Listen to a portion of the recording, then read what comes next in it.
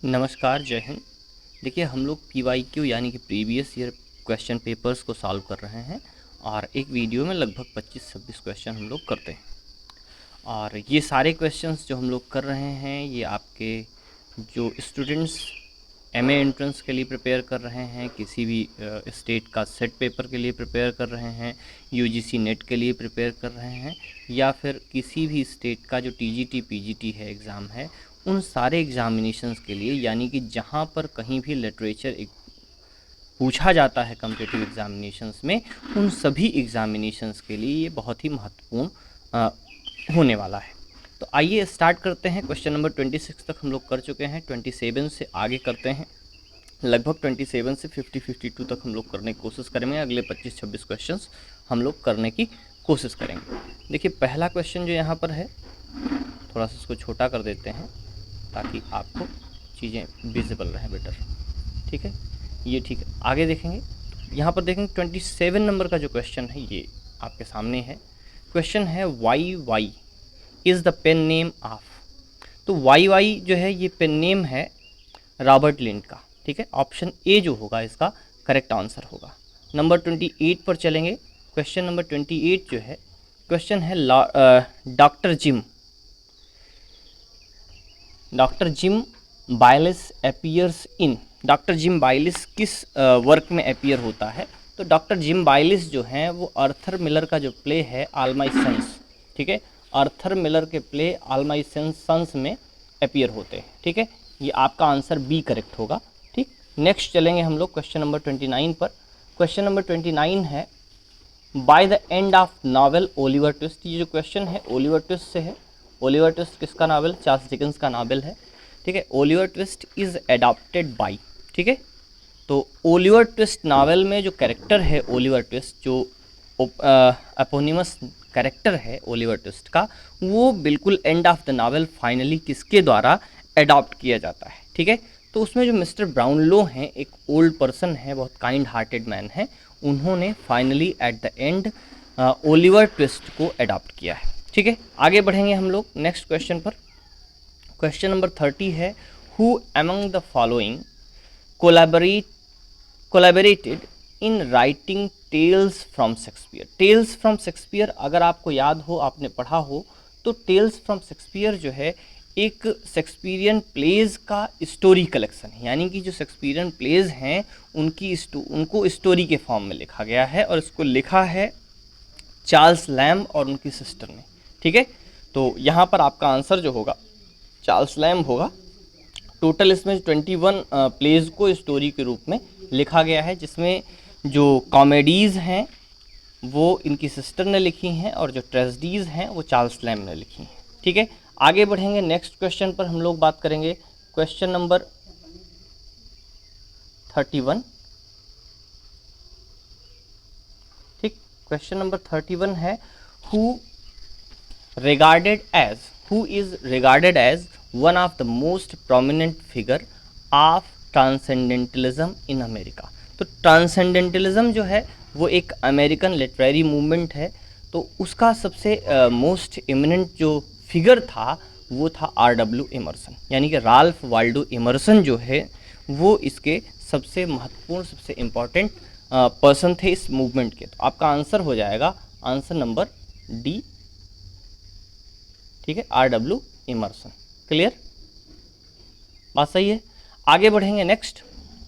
Question number 32 है who among the following has been awarded both the Booker Prize as well as the Nobel Prize. बहुत अच्छा question है। देखिए, पूछा है कि इनमें से जो राइटर्स नीचे दिए गए हैं इनमें बुकर प्राइज और नोबेल प्राइज, ठीक है, बुकर प्राइज और नोबेल प्राइज दोनों किसे मिला है? देखिए, T.S. एलियट को नोबेल मिला है, बुकर नहीं मिला हुआ है। ठीक है, आर्थर मिलर को भी नोबेल मिला है, रॉबर्ट फ्रॉस्ट को नोबेल भी नहीं मिला है, और पुलित्ज़र अवार्ड मिला है 2-2 बार पोइट्री के लिए। ठीक है, और विलियम गोल्डिंग एक ऐसे नॉवेलिस्ट हैं जिनको दोनों अवार्ड मिले हुए हैं, नोबेल प्राइज़ भी मिला हुआ है और बुकर अवार्ड भी मिला हुआ है। ठीक है, तो ये जो है विलियम गोल्डिंग आपका आंसर हो जाएगा क्वेश्चन नंबर 32 का। ठीक है, इनको बुकर मिला था 1980 में। इनका वर्क था राइट्स ऑफ पेजेस, इसको आप लिख लेंगे। विलियम गोल्डिंग का एक नावल है 1980 का rights of pages, RITES, rights of pages, ठीक है, 1980 में इनको मिला था बुकर, और उसके 3 साल के बाद 1983 में विलियम गोल्डिंग को नोबेल प्राइज़ दिया गया था, ठीक है। क्वेश्चन 33 पर चलेंगे। क्वेश्चन 33 है इंडियन लिटरेचर से है। Vijay Tendulkar silence the court is in session is based on a novel called die panne. English title इसका है इंग्लिश टाइटल इसका है a dangerous game. It was written by, किसका वर्क है ये, तो it was written by Friedrich Durrenmatt, ठीक है। 1956 में ये नावल लिखा गया था, फ्रेडरिक ड्रमंड। आखिरी ऑप्शन जो है ऑप्शन डी इसका करेक्ट आंसर होगा, ठीक है। आंसर डी इसका करेक्ट आंसर हो जाएगा। फ्रेडरिक ड्रमंड का नावल है, ठीक, अ डेंजरस गेम, जो कि लिखा गया है 1956 में। इसी का ड्रामेटिक एडाप्टेशन है विजय तेंदुलकर का जो drama silence the court is in session, ठीक है। बात क्लियर है, आगे बढ़ेंगे। Question number 34। क्वेश्चन नंबर 34 है which of the following essays discuss xenophobia, ठीक है। जेनोफोबिया का डिस्कशन किस में है, जेनोफोबिया का डिस्कशन नेशनल प्रेजुडिसेस में है। जो एसे है नेशनल प्रेजुडिसेस, इसमें जेनोफोबिया का डिस्कशन है। क्वेश्चन नंबर 34 हो गया। आगे बढ़ेंगे हम लोग क्वेश्चन नंबर 35 पर। क्वेश्चन नंबर 35 बेकन से है क्वेश्चन। क्वेश्चन है Bacon suggest that if a man's wit be wandering let him study. तो उसे क्या पढ़ना चाहिए, लेट हिम स्टडी मैथमेटिक्स, ठीक है। तो उसे मैथमेटिक्स की स्टडी करनी चाहिए, ठीक। आगे बढ़ेंगे नेक्स्ट क्वेश्चन 36 पर। क्वेश्चन नंबर 36 है प्राइड एंड प्रेजुडिस से, जेन ऑस्टिन के नावल से क्वेश्चन है कि how is Lady Chatterley de Bourgh related to Darcy in Pride and Prejudice, ठीक है। वो सॉरी रिलेटेड है, रिलेटेड नहीं, रिलेटेड है। कैसे, लेडी जो कैथरीन है वो कैसे रिलेटेड हैं प्राइड एंड प्रेजुडिस में मिस्टर डार्सी से। तो इनका जो रिलेशन है, ये जो लेडी कैथरीन है वो मिस्टर डार्सी की आंट है, ठीक है। ऑप्शन डी आपका करेक्ट हो जाएगा, ठीक। आंसर डी आपका हो जाएगा, C is Darcy is aunt. Question number 37 पर चलें। क्वेश्चन नंबर 37 क्वेश्चन है who has given the following statement about his oblique her vocation as a novelist, ठीक है। स्टेटमेंट है 3 or 4 families in a country village is the very thing of work on. ये statement है किसी एक writer का। राइटर कौन है, राइटर हैं जेन ऑस्टिन, ठीक है। जेन ऑस्टिन एक इनको सेंटिमेंटल नॉवलिस्ट कहा जाता है, और इनकी स्टोरीज़ में, इनके नॉवेल्स में जनरली जो डिस्कशन होता है वो फैमिलीज़ पर बेस्ड होता है, मैरिजेस से रिलेटेड होता है। इसलिए इन्होंने अपने नावल्स के लिए ये स्टेटमेंट दिया था, 3-4 फैमिलीज़ जो हैं कंट्री साइड की वो इसमें शामिल होती हैं। आगे बढ़ेंगे क्वेश्चन नंबर 38 पर। क्वेश्चन नंबर 38 जॉन डन की पोएम सनराइजिंग से है। तो इसमें देखेंगे क्वेश्चन है in the sun rising by John Donne which of the following objectives is used to describe the sun, ठीक है। 4 ऑप्शन है, एक ऑप्शन है ऑल द एबव, बाकी 3 वर्ड दिए गए हैं जो कि पूछा गया है कि इनमें से कौन सा वर्ड है या कौन कौन से वर्ड हैं जो सन के लिए एडजेक्टिव के रूप में यूज़ हुए हैं। तो सन के लिए 3 के तीनों वर्ड्स जो है यूज़ हुए हैं, दो एक लाइन में यूज़ हुए हैं। सॉसी एंड पेडेंटिक एक लाइन में यूज़ हुआ है, और बिजी ओल्ड फूल दूसरी जगह पर कहा गया है, ठीक है, दूसरी लाइन में। तो सॉसी, पेडेंटिक और बिजी 3 के तीनों जो एडजेक्टिव्स हैं वो सन के लिए यूज़ किए गए हैं। आगे बढ़ेंगे क्वेश्चन नंबर नेक्स्ट है। तो इसमें जो आपका आंसर हो जाएगा, सॉरी आंसर हमने मार्क नहीं किया, ऑल ऑफ द एबव हो जाएगा, चौथा आंसर आपका हो जाएगा। आगे बढ़ेंगे नेक्स्ट क्वेश्चन है क्वेश्चन नंबर 39, ठीक है।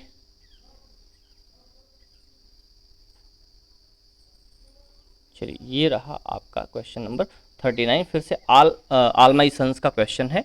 क्वेश्चन है कि how is Larry Keller memorized by the Kellers in All My Sons. जो लैरी केलर है, जो केलर फैमिली का बड़ा बेटा है, जो कि आर्मी में था, एयरफोर्स में, उसको कैसे मेमोराइज किया गया है इस प्ले में। तो एक जिस साल वो लड़का पैदा हुआ था उसी साल एक पौधा लगाया गया था, और वो पौधा जितने साल का हुआ वृक्ष बन गया है उतने साल का लैरी हुआ है। ठीक है, तो उसी पेड़ के रूप में उसको मेमोराइज किया गया है। तो आपका आंसर जो हो जाएगा in the form of a tree, इसको एक ट्री के फॉर्म में मेमोराइज किया गया है। आंसर बी आपका करेक्ट हो जाएगा। नेक्स्ट बढ़ेंगे हम लोग क्वेश्चन नंबर 40। क्वेश्चन नंबर 40 है, who about the following essays was known as his aphoristic style. Aphoristic style आप लोगों ने अगर हमारी क्लासेस अटेंड की हैं तो जनरली बेकन को जब भी हम बिगिन करते हैं तो सबसे पहले एफोरिस्टिक स्टाइल की ही चर्चा करते हैं। तो निश्चित रूप से जानिए एफोरिस्टिक स्टाइल किसकी है, फ्रांसिस बेकन की है। ठीक है, मैंने पहले भी आपको बता रखा कि जो इसमें मार्क्स लगे हुए हैं उसको आप मत देखिएगा, क्योंकि वो जिस स्टूडेंट का पेपर है उसी ने लगा रखे हैं, तो वो सही भी हो सकते हैं गलत भी हो सकते हैं। आगे बढ़ेंगे क्वेश्चन नंबर 41। क्वेश्चन नंबर 41 है, हु सेड, किसने कहा है, who said poets are the unacknowledged legislators of the mankind. ठीक है, तो ये बहुत बढ़िया स्टेटमेंट्स है अबाउट द पोएट। ये स्टेटमेंट है पीवी शैली का। पीवी शैली ने पोएट्स के लिए एक स्टेटमेंट दिया जिसमें ये लिखा कि poets are the unacknowledged legislators of the mankind. ठीक है, अनएक्नॉलेज्ड लेजिस्लेटर्स हैं। ठीक, कानून बनाने वाले हैं, लेजिस्लेटर्स हैं। ठीक, आगे बढ़ें। क्वेश्चन नंबर 42 है, चार्ल्स डिकेंस से क्वेश्चन है ओलिवर ट्विस्ट से। तो क्वेश्चन है कि Charles Dickens Oliver Twist first appeared as serial in. ठीक है, इसको सबसे पहले कहाँ पर सीरियलाइज किया गया था, तो इसका जो सीरियलाइजेशन था सबसे पहले बिंटलेज मिसेलनी में किया गया था। बिंटलेज मिसेलनी, आपका जो ऑप्शन सी है ये करेक्ट आंसर हो जाएगा, बिंटलेज मिसेलनी। क्लियर, आगे बढ़ेंगे हम लोग। नेक्स्ट क्वेश्चन 42 तक हो गया, लगभग 8 से 10 क्वेश्चन। नेक्स्ट पेज तक जितने क्वेश्चन हैं उनको हम लोग और करेंगे। ठीक है, आगे बढ़ेंगे। नेक्स्ट क्वेश्चन है, who invented the term sprung rhythm. बहुत इंपॉर्टेंट क्वेश्चन है ये स्प्रंग रिदम का। स्प्रंग रिदम किसने इन्वेंट किया था, स्प्रंग रिदम? तो स्प्रंग रिदम जो है जीएम हॉपकिंस का दिया हुआ टर्म है। ठीक है, रिदम के विषय में इन्होंने ये टर्म कॉइन किया था। आगे बढ़ेंगे क्वेश्चन नंबर 44। क्वेश्चन 44 जो है कहता है कि that is a ballad stanza generally contains. जो बैलेड स्टैंजा है उसमें जनरली कितनी लाइंस होती हैं, तो 4 लाइन का स्टैंजा होता है अल्टरनेट राइम्स के साथ, उसको कहते हैं बैलेड स्टैंजा। तो 4 लाइन का स्टैंजा है with alternate rhymes. Question number 45 पर हम लोग चलेंगे। क्वेश्चन नंबर 45 ओलिवर ट्विस्ट से क्वेश्चन है, सॉरी जस्ट अ मिनट, हाँ ठीक है। क्वेश्चन नंबर 45 ओलिवर ट्विस्ट से क्वेश्चन है कि which character in Oliver Twist is constantly referred to as the Jew. ठीक है, एक कैरेक्टर है इस नावल में ओलिवर ट्विस्ट में जिसको कॉन्स्टेंटली लगातार ज्यू के रूप में, द ज्यू के रूप में जो है इसको मेंशन किया गया है। तो ये है फैगिन। ठीक है, फैगिन। ठीक, फैगिन का कैरेक्टर है, ऑप्शन सी आपका सही हो जाएगा, फैगिन द ज्यू। इस नाम का एक नावल भी बाद में लिखा गया, एक ग्राफिक नावल लिखा गया इन द ईयर 2003। ये बात भी याद रखिएगा कि फैगिन द ज्यू 2003 में एक नावल लिखा गया जो लिखा विल ईस्नर ने, विल ईस्नर WILLEISNER, विल ईस्नर ने एक नावल लिखा फैगिन द ज्यू नाम से। ये ग्राफिक नावल है, 2003 में पब्लिश हुआ था। तो इम्पॉर्टेंट बन सकता है क्वेश्चन, यहाँ से भी बन सकता है। तो फैगिन का जो कैरेक्टर है ओलिवर ट्विस्ट में उसको एज ज्यू बार बार रेफर किया गया है। क्लियर। क्वेश्चन नंबर 46 पर चलेंगे हम लोग। क्वेश्चन नंबर 46 है the intellectual father of French revolution. French revolution का जो इंटेलेक्चुअल फादर था, intellectual father of French revolution किसको कहा जाता है? रूसो को इंटेलेक्चुअल फादर माना जाता है जो ये फ्रेंच रेवोल्यूशन हुआ था। आपका आंसर जो होगा वो ए हो जाएगा। ठीक, क्वेश्चन नंबर 47 पर चलेंगे हम लोग। 47 क्वेश्चन है कि whose signature does Nora forge. ठीक है, डॉल्स हाउस में एक कैरेक्टर है जिसको कहते हैं नोरा।